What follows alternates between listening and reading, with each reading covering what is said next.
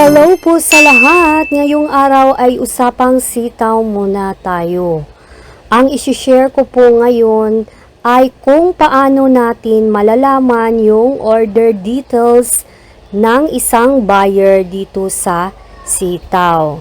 So ngayon, nandito na ako sa aking dashboard. Tapos, i-click lang natin tong orders.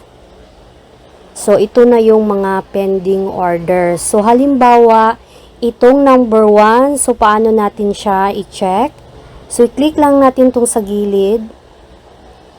Click natin ganyan. Tapos, makita nyo yung order code. Tapos, click nyo lang yung order code. So, ito na po yung information natin na makikita dito sa ating buyer.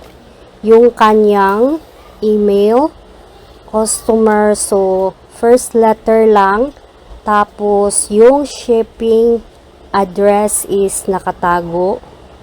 Tapos scroll down tayo dito sa pinakababa. So ito na yung order details.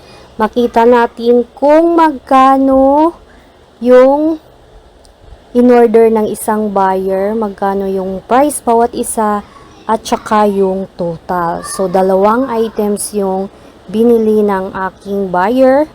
So, ayan po yung total. Tapos, yung konting information sa ating buyer, ayan, makikita natin customer, email, at saka yung kanyang shipping address. Sa contact information ng isang buyer, dalawang numbers lang po yung makikita.